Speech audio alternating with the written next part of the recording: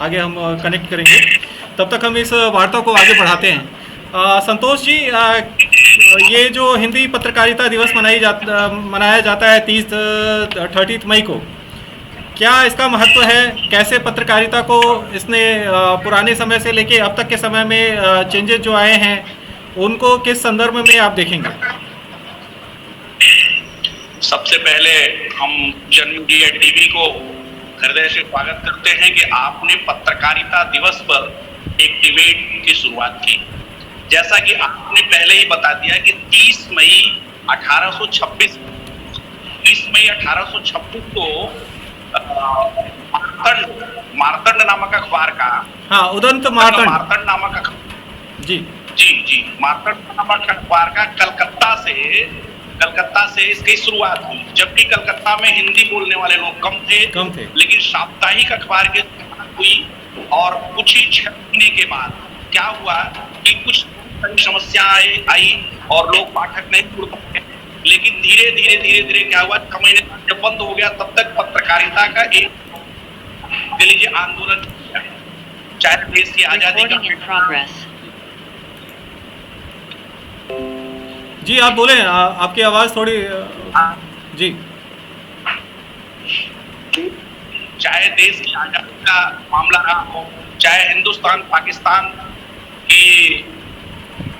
पाकिस्तान के युद्ध का मामला रहा हो, चाहे तो कहा जाए चीन और भारत के युद्ध का मामला रहा हो, या किसी भी आंतरिक विश्लेषण का मामला रहा हो, पत्रकारिता और उसमें खास तौर से हिंदी पत्रकारिता का एक विशेष वो रहा कि हिंदी पत्रकारिता ने न केवल भारत में, विश्व में अपना स्थान बनाया। उसका एक और बड़ा कारण ये था कि जन आंदोलन में हिंदी पत्रकारिता ने एक आंदोलन की शुरुआत कर दी, जिसकी वजह से बहुत सारी सफलताएं मिली। जैसा कि आपने नाम लिया शुक्ल जी का, तो शुक्ल जी ने अपने जीवन में इसकी जब शुरुआत की, श्रेय उनको जाता जरूर है, लेकिन हिंदी पत्रकारिता ने एक, कहा जाए कि हम लोगों ने जो पढ़ा पत्रकारिता विषय में, इसके 6 प्रकार हैं। अगर समय हो तो मैं बोलूं। जी इसके 6 प्रकार, पत्रकारिता के 6 आयाम। पहला खोजी पत्रकारिता।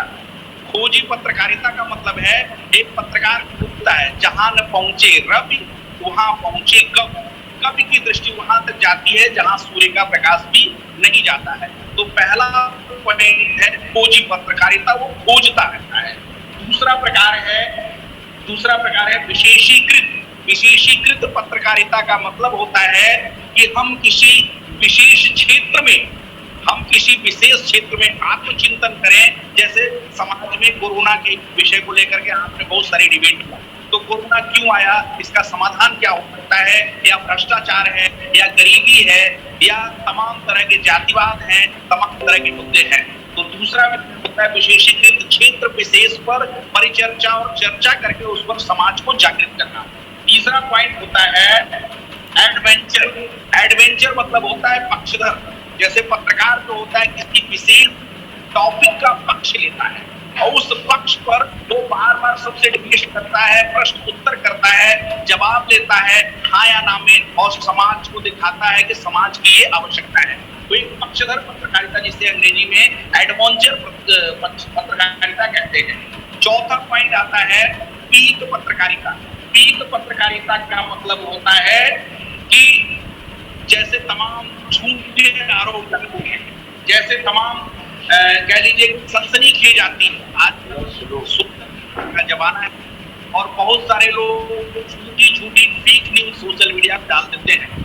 तो मिश्रा जी, ये पीत पत्रकारिता का मतलब ये है कि हम आरोपों को अपने चैनल के माध्यम से बताएं ये फेक न्यूज है, ये झूठी अफवाहें हैं, हकीकत ये है। और 5वां है पेज 3 की पत्रकारिता। पेज 3 की पत्रकारिता में आता है फैशन के क्षेत्र में, फिल्म के क्षेत्र में, क्रिकेट के क्षेत्र में, या उद्योग जगत में, या सामाजिक कार्य की जगत में किसी ने विशेष अपनी जो विशेष कह लीजिए कि सफलता अर्जित की है, उस सफलता को उनको प्रूव करना होता है कि ये सफल व्यक्ति है, चाहे वो उद्योग में हो, चाहे फिल्म में हो, चाहे खेल में हो। ये होती है पेज 3 की पत्रकारिता। और चौथा पॉइंट आता है वॉच डॉग। वॉच डॉग पत्रकारिता का मतलब होता है कुत्ते की तरह वाचिंग करना। मतलब कि कुत्ता इतना चतुर होता है कि सोते समय भी कोई निकल जाए तो वो ध्यान रखता है। इस तरह पत्रकार इतना चतुर होना चाहिए किसी भी मुसीबत के समय, किसी भी संकट के समय। जबकि आज कार्यपालिका विधायिका सुप्त हो गई है, न्यायपालिका पर भी प्रश्न उठने लगे हैं, लेकिन पत्रकारिता वैश्वीकरण के थोड़े प्रश्न दूर है, लेकिन आज भी वो वॉच डॉग है। मतलब कोरोना के समय में भी जहां लोग घरों से नहीं निकल रहे हैं, वहां आज भी आप जैसे पत्रकार, हम जैसे पत्रकार, क्षेत्र के बड़े बड़े विद्वान पत्रकार आज भी वॉच कर रहे हैं समाज में क्या चीज की आवश्यकता है, क्या चीज की जरूरत है, और उसको वो सबको सरकार से लेकर के जनता तक उसको प्रचारित और प्रसारित कर रहे हैं। पांचवा पॉइंट आता है पेज की पत्रकारिता, वाचडॉग पत्रकारिता। ये छठा पॉइंट हो गया। तो ये सबसे बड़ी इसमें पॉइंट ये है जिज्ञासा। किस चीज की जरूरत है उसमें सभी पत्रकारों को हमें जिज्ञासु बन करके उसको इंटरेस्ट के साथ काम करें। जबकि आज वैश्वीकरण की जरूरत है, हर व्यक्ति को परिवार पालने की जरूरत है, उसमें तमाम तरह के आरोप प्रत्यारोप होते हैं, लेकिन इन सबको झेलते हुए भी पत्रकार आज भी कहीं न कहीं न्यायालय, कार्यपालिका, विधायिका से सर्वोच्च रूप से सम्मानित पद पर है। इसलिए हम सभी पत्रकार बंधुओं को हृदय से बधाई देते हैं, इस निष्पक्ष पत्रकारिता को आगे बढ़ाते हैं। संतोष जी, आपने बड़ा अच्छा चर्चा बताया और बताया कि कैसे पत्रकारिता के विभिन्न आयाम हैं। राजेंद्र जी, आपका स्वागत करूंगा और आपसे जानना चाहूँगा जो बाजारीकरण है वो पत्रकारिता पे किस तरह से हावी होते जा रहा है और कैसे पत्रकार अपने जिज्ञासा को बचाते हुए पत्रकारिता का जो मेन प्रमुख ध्येय है उसको वो जीवंत रख रहा है। राजेंद्र जी। जी बहुत बहुत धन्यवाद। सबसे पहले आप सब लोगों को बधाई देता हूँ आज पत्रकारिता दिवस पर। पत्रकार अपने जीवन को भी खतरे में डालकर रिपोर्टिंग करता है। देश की सीमाओं पर देखिए, या बड़े बड़े अपराधियों के बीच में देखिए, या बड़े बड़े ब्लैक मार्केटियर्स के बीच में भी वो जाकर काम करके की बात बताता है। तो पत्रकार बड़ा महत्वपूर्ण है, चौथा स्तंभ माना ही जाता है। और ये प्रक्रिया जो शुरू हुई है पत्रकारिता की, वो मानी जाती है कि नारद मुनि से शुरू। ब्रह्मा के पुत्र नारद जी ने जगह जगह सूचना प्रेषण समाज के हित में, सृष्टि के हित में करना शुरू किया। तो पत्रकारिता तो अत्यंत आवश्यक है, खासकर लोकतंत्र में बहुत जरूरी है। आजकल इसका बाजारीकरण जरूर हो रहा है। और बाजारीकरण में जो उसका प्रमुख उद्देश्य, जैसे रमेश त्रिपाठी जी बता रहे, बड़े विस्तार से उन्होंने बताया भी पत्रकारिता कितने तरह की होती है। जब पत्रकारिता बाजारीकरण की तरफ जाती है तो थोड़ा आर्थिक पक्ष की ओर ज्यादा जाता है कि हमें से फायदा हो रहा है, फायदा होना चाहिए, छपवाना है, चलाना है, शासन होना है तो कुछ पैसे मिलते रहने चाहिए। लेकिन इसका उद्देश्य नहीं होना चाहिए कि हम कुछ भी छापे, कुछ भी प्रकाशित करें और हमारा पेपर लिखें। तो ये बाजारीकरण जो मीडिया हाउसेज है उस पर थोड़ा नैतिकता की जिम्मेदारी होती है कि भाई हमें क्या छापना चाहिए, क्या नहीं छापना चाहिए। तो बाजारीकरण से प्रतिबद्धता है। जैसे मैंने देखा कि अखबारों के एक ही में 3 खंड कर दिए गए।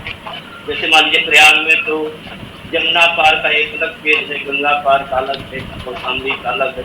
ऐसे अगर हम पेजेस कर देते हैं तो हमने लोगों से जानना चाहिए ऐसा क्यों करते हैं ताकि ज़्यादा बिके, ज़्यादा है। लेकिन आज ग्लोबलाइजेशन, अब गंगा पार वाले को जमुना पार वाले को इलाहाबाद खबर की खबर जाननी चाहिए मान लीजिए, तो और बाकी देश की जानी जा रही है। उसको थोड़ा बाजारीकरण के नाम पर अगर हम कुछ काटते हैं तो ये थोड़ा सा कम अच्छा लगता है। और दूसरे आपराधिक खबरों पर कुछ ज्यादा फोकस है। जब ज्यादा उस पर फोकस होता है तो ये माना जा रहा है कि इसको लोग ज्यादा बढ़िया कर रहे हैं, तो ज्यादा पढ़ेंगे तो ज्यादा हमारा बिकेगा। प्रचार पर भी ज्यादा ध्यान है कि हमें कितना ज्यादा कहीं से विज्ञापन की सामग्री मिल जाए, विज्ञापन का पैसा मिल जाए। हर चीज के बीच में संतुलन की जरूरत है। विज्ञापन की भी जरूरत है, पैसे की भी जरूरत है, पत्रकारों को भी करने की जरूरत है। लेकिन उसके बीच में एक ऐसा संतुलन होना चाहिए कि हमारी स्वतंत्रता कहीं हनन न हो, हमारी नैतिकता कहीं प्रभावित न हो कि हमसे जबरन कुछ लिखवा लिया गया या हमें प्रभावित कर लिया गया पैसे के कारण। क्योंकि जैसे सेना में एक सैनिक करता है बॉर्डर की रक्षा के लिए, ऐसे ही समाज के नैतिक मूल्यों के साथ पत्रकार एक सैनिक की तरह खड़ा होता है, जिसके कारण तो कई बार बड़ी परेशानियां भी आती हैं।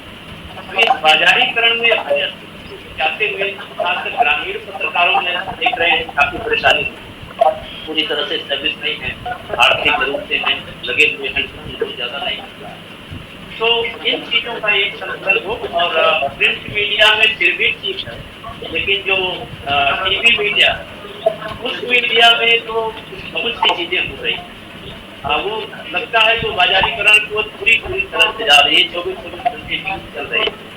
तो जरूर जैसे सामग्री मिल रही है वैसे ही जा रही है।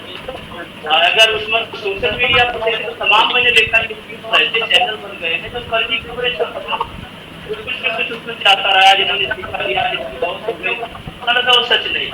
तो इस तरह से जी हमें लगता है इस बाजारीकरण में एक ऐसी व्यवस्था बननी चाहिए हमारे पत्रकारों के बीच में, आपके क्लब के माध्यम से, आपके एसोसिएशन के माध्यम से, कहीं हमारा बहुत अवसर न हो, लेकिन हमारे जीवन के साथ चलता रहे और हम उसमें स्टैंड, ये मुझे करना है जो आप। अच्छा, यहाँ मैं एक चीज़ और जानना चाहूँगा आप लोगों से कि आज जो प्रिंट मीडिया का तो एक अस्तित्व है ही, साथ में जो सबसे ज़्यादा उभर के आ रहा है वो इलेक्ट्रॉनिक मीडिया है।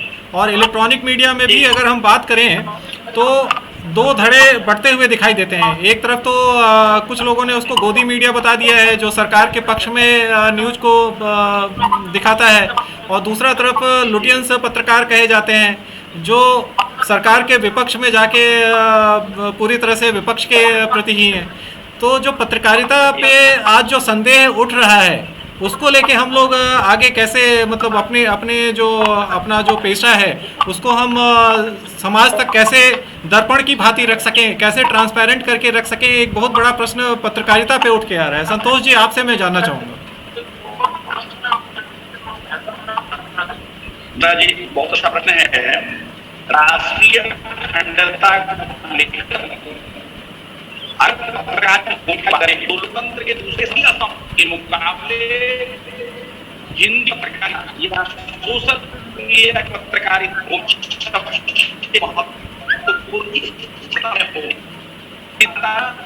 दुनिया में, जैसे कि मैंने कहा, कार्यपालिका, विधायिका और पत्रकारिता तीन ही स्तंभ से देश को चलाने के लिए, लेकिन कार्यपालिका और लेने की वजह से न्याय न करने की वजह से जनता की बात न मानने की वजह से, तो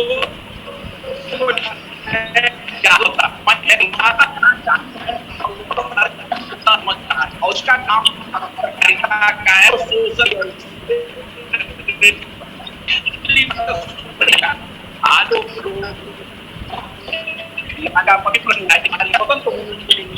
तो सही है। तीसरा है स्वतंत्र, जब स्वतंत्र का पक्ष केवल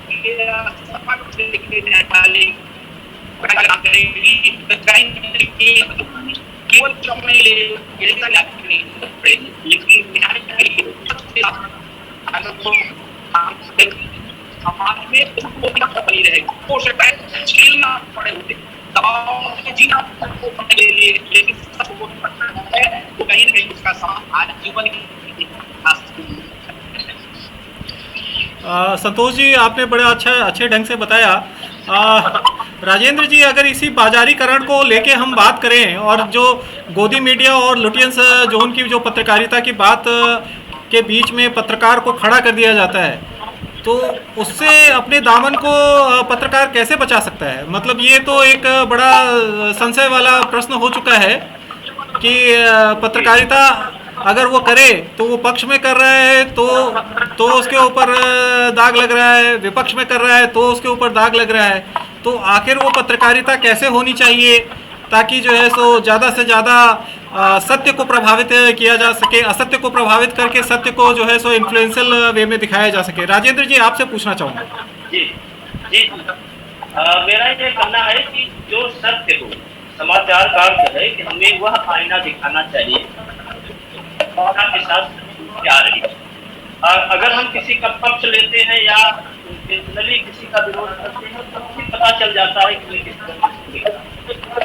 ध्यान रखने की जरूरत है कि दोनों पक्षों को सुना जाए, गहराई में जाया जाए और जो सत्य को ले आना पत्रकारिता का मकसद है। बाकी काम तो दूसरे भी माध्यम से हो सकती है, आपराधिक चीजें हैं तो अपराध के लिए करने दर्ज होंगे भाई आप, हम सत्य ले आते हैं और तो दोनों पक्ष को ले आते हैं, इन सब की बात रखें। अब जैसे एक उदाहरण अभी बंगाल का है, एक अभी आ रहा है कई मीडिया से 80,000 से 1 लाख से ज्यादा लोग रिफ्यूजी बन गए और आसाम चले गए आकर, जिन्होंने किसी एक पार्टी को वोट दिया, दूसरी पार्टी वालों ने बताया 23 लोगों की हत्या हुई और क्या क्या। तो अब अगर ये सत्य है, हमारे देश की सारी मीडिया को, इलेक्ट्रॉनिक से लेकर प्रिंट मीडिया तक को वहाँ अपने प्रश्न भेजने चाहिए और उसकी सच्चाई ले आनी चाहिए, ऐसा। और अगर किसी ने ऐसा किया तो ये देश के साथ दुर्भाग्य है कि ये देशद्रोह का काम है कि अगर हम अपने लोगों को मारे, प्रजातंत्र के विपरीत बात है तो अपने लोगों को मारे। अगर वहाँ के राज्यपाल को कहना पड़ रहा है, दूसरों को कहना पड़ा है, या कोई पीड़ित अपना एक वीडियो डाल दे रहा है कि हमारी जान बचाई, यहाँ जैसे भी आपने कहा रूटीन मीडिया, अब रूटीन मीडिया का आदमी उस पर कम ध्यान देता है। अब जितने पुरस्कार लौटाने वाले थे वो भी नहीं लिखते, तमाम जो लिखने वाले थे वो भी नहीं लिख रहे हैं। हाँ, लिखना चाहिए कि अगर उसकी बात सत्य हो तो वो भी लिखना चाहिए, अगर तो बात झूठ है, फैब्रिकेशन है, तो वो भी जनता के सामने आना चाहिए भाई मनगढ़ंत कहानी। तो हमें सत्य के करीब रहना चाहिए और अपनी नैतिकता का अधिक से अधिक हम पालन करें। किसी पत्रकार का दायित्व भी होता है, क्योंकि हमारे समाचार से, हमारे लेखन से एक धारणा बनती है समाज और विश्वास होता है। जैसे एक उदाहरण होगी, इलेक्ट्रॉनिक मीडिया के अगर रजत शर्मा बोल रहे या सुधीर चौधरी बोल रहे हैं तो ये माना जाता है कि रजत शर्मा बोल रहे हैं तो ये ठीक है। रजत शर्मा संतुलन से बोलते हैं। तो जो भी हमारे पास इस तरह के आइडियल्स को फॉलो करें, समाचार क्या है, समाचार कैसे बोलना है। और अगर हम किसी से प्रभावित होते हैं धन के लालच में, उसके लालच में, बाद में राज्यसभा सदस्य हो जाएंगे, विधान परिषद सदस्य हो जाएंगे, हमें चुन लिया जाएगा, तो इससे थोड़ा बड़ी रहना चाहिए। क्योंकि जनता आंदोलन में बड़े बड़े साहित्यकार पत्रकार, वहाँ गणेश शंकर विद्यार्थी, हम आकर चतुर्वेदी, मतलब वो साहित्य लेखन भी कर रहे हैं और पत्रकारिता भी कर रहे हैं, कुछ नैतिकता का भी पालन करते हैं। बाजारी तरफ के लोगों की जरूरी है इस बात का ध्यान रखें। क्या हम अपने से पूछे, आत्मविश्लेषण करें कि क्या मेरी कलम जो सरस्वती की साधिका है लिख रही कि झूठ लिख रही। अगर हम सही लिखेंगे तो हमारा सम्मान बढ़ेगा और ऐसे पत्रकार जीवन में याद किए जाते हैं। ये मेरा कहना है कि नैतिक रूप से एक संतुलन बनाने की जरूरत है। सत्य के करीब रहें, अपने मोरल को नीचा रखें। थोड़ी परेशानी आ सकती है, लाभ तो हम लाभ के लिए ही पत्रकारिता करते हैं, ऐसा नहीं। ये मेरा संतोष जी बहुत अच्छा, मतलब इन्होंने, राजेंद्र जी ने बहुत अच्छे वाक्यों में बताया कि कैसे पत्रकारिता होना चाहिए। बंगाल का प्रकरण ले लें या फिर इधर यूपी का प्रकरण ले लें, केरल का प्रकरण ले लें, जो मीडिया में जिस तरह से आ रहा है और आजकल के समय में जबकि इलेक्ट्रॉनिक मीडिया बहुत ही प्रभावी हो चुका है, या कोरोना का भी अगर हम ले लें तो बड़े ही मतलब टिपिकल रिजल्ट्स आते हैं। और सरकार को लेके जो इंटरनेशनल मीडिया का जो अपना पक्ष है वो देखा जाए, फिर उसको अगर हम विपक्ष के साथ जोड़ें तो ये कई एंगल्स निकल के आते हैं जो कि सत्य को भ्रामित करता है। कैसे संदर्भ में इसको आप देखेंगे और क्या सजेशंस देना चाहेंगे आज के इंटरनेशनल मीडिया को और जो डोमेस्टिक मीडिया है हमारी उसको?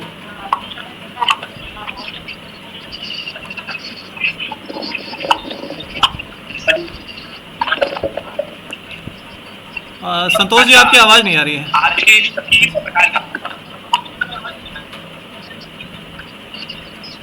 इसलिए कि हिंदी में आज दूसरे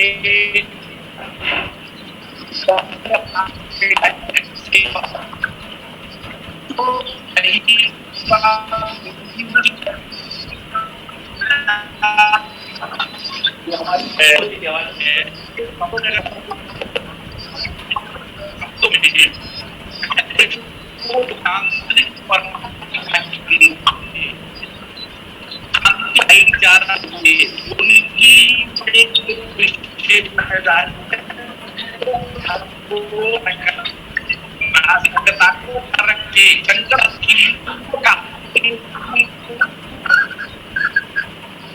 संतोष जी बिल्कुल आवाज़ आपकी नहीं आ रही है। मीडिया हो या भारत मीडिया हो या मीडिया हो, लेकिन उसे अपनी बात टेक्निकली शायद कुछ फ्लॉज आ रहे हैं सर, आपकी आवाज़ बिल्कुल नहीं आ रही है। पवनेश जी आपने ज्वाइन किया है, पवनेश उपाध्याय जी हमारे साथ ज्वाइन है। इस क्वेश्चंस को मैं पवनेश जी के पास लेके चलता हूँ। पवनेश जी सुन पा रहे हैं आप? जी जी नमस्कार नमस्कार। मैं आपसे जानना चाहूँगा कि आज के परिप्रेक्ष्य में अगर हम देखें तो इंटरनेशनल मीडिया भी काफ़ी प्रभावी है ये भारत के परिप्रेक्ष्य में, और राजनीतिक रूप से भी उसका जो प्रभाव है इस कोरोना के समय में वो उसको अपेक्षित नहीं किया जा सकता। तो इस संदर्भ में आपका क्या विचार है? आप कैसे इस संदर्भ को देखेंगे, international media versus domestic media को?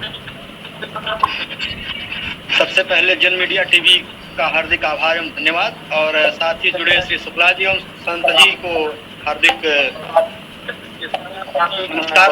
और अभी बात हो रही थी कि पत्रकारिता गोदी मीडिया, पत्रकारिता को न किसी पक्ष में होना चाहिए न किसी विपक्ष में होना चाहिए।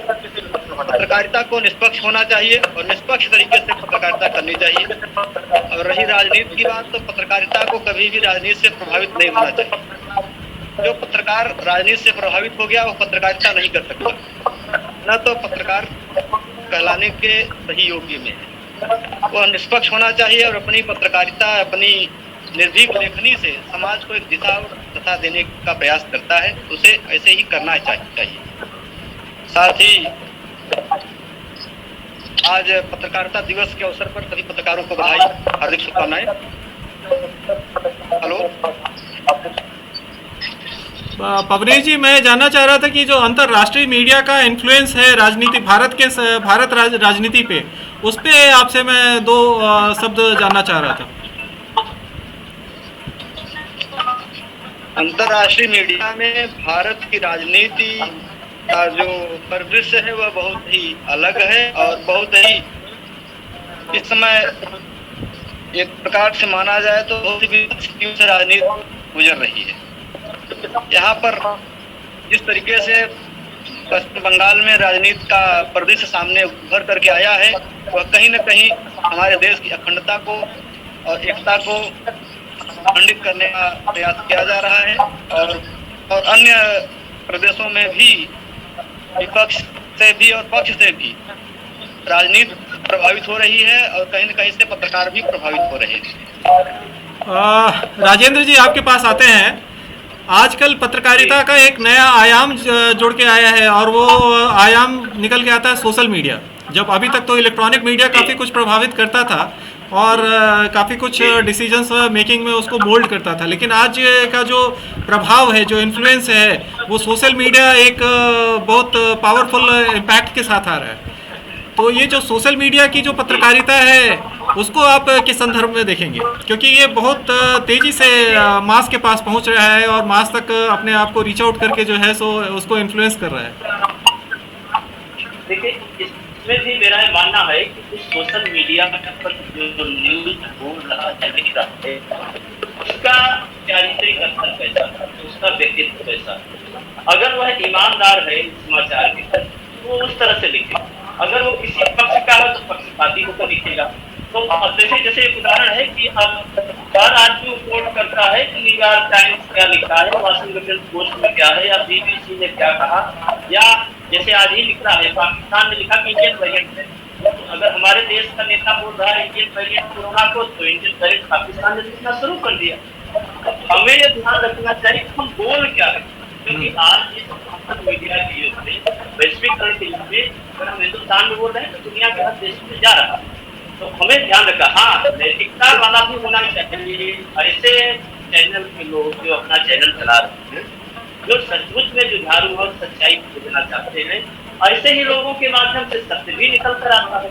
तो हमें उस सत्य की खोज करते रहना चाहिए। जैसे एक पर कर रहा है वुहान लैब से निकला, अब एक पर ये भी कर रहा है कि नहीं भाई वो पाकिस्तान के एक लैब से सेकेंड वेव के लिए वेरिएंट निकाले गए, इस तरह उसमें म्यूटेशन कराया गया, 120 म्यूटेशन हो गया, तो 18,000 म्यूटेशन हो रहे हैं।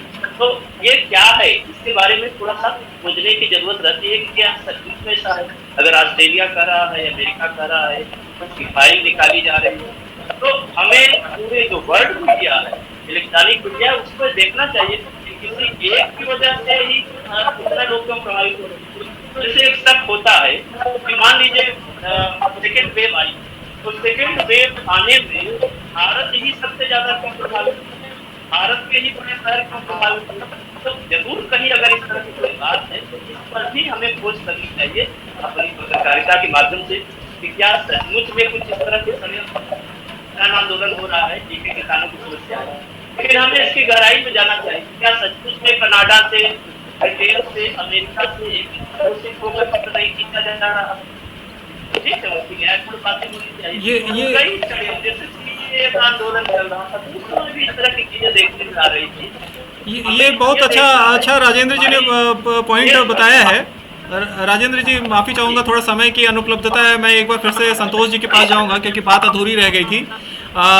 संतोष जी, बहुत कम शब्दों में मैं आपसे ये जानना चाहूँगा कि जो बाजार है वो प्रभावित किस लिए कर रहा है, क्योंकि हमारी जो कॉस्ट है वो दिन ब दिन हम इलेक्ट्रॉनिक मीडिया और प्रिंट मीडिया में कॉस्टिंग हमारी बढ़ती जा रही है और बाजारीकरण हावी हो रहा है, तो कहीं ना कहीं वो सत्य को प्रभावित करता है। तो वो जो सत्य को प्रभावित करेगा तो लोगों के डिसीजन मेकिंग, राजनीतिक परिदृश्य, सामाजिक परिदृश्य, इन सब चीज़ों में उनकी झांकियाँ दिखाई देने लगेंगी। और यही आज हम देखने में भी आ रहा है कि जब इंटरनेशनल मीडिया का जो प्रभाव है वो बहुत तेज़ी से इंडिया को इन्फ्लुएंस कर रहा है। इस परिदृश्य के विषय में आपसे कुछ टिप्पणी जान के फिर इस कार्यक्रम का हम समापन कर देंगे।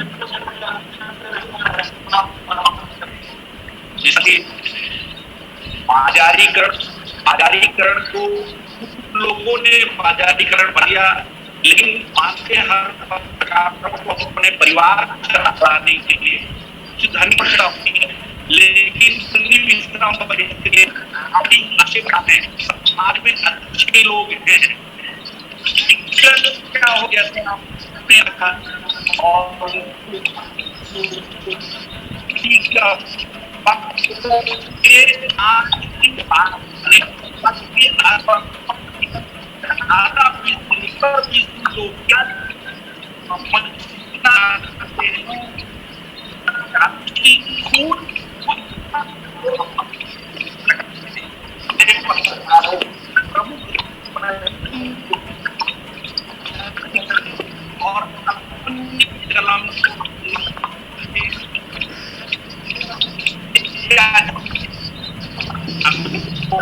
मुझे लगता है आपका नेटवर्क में थोड़ा सा इशू है क्योंकि हमारे पास बिल्कुल भी आवाज़ आ नहीं रही है। संतोष जी, पिछला भी हमने आपसे पिछली बार भी हम आपकी बात नहीं सुन पाए थे, अब इस बार भी हम आपकी बात सुनने की कोशिश तो कर रहे थे लेकिन समझ में नहीं आ रहा है बिल्कुल, क्योंकि आवाज़ बहुत टूट के आ रहा है। पवनेश जी, आप इसको आंसर्स दे दें तो फिर हम जो है सो इस कार्यक्रम का समापन करें, क्योंकि we are already exceeding with the time. जी, प्रश्न फिर से करें। प्रश्न बहुत सिंपल सा है कि जो बाजारीकरण जो है सो कॉस्ट पे डिपेंडेंट होता है और कॉस्ट हमने बढ़ा लिया है।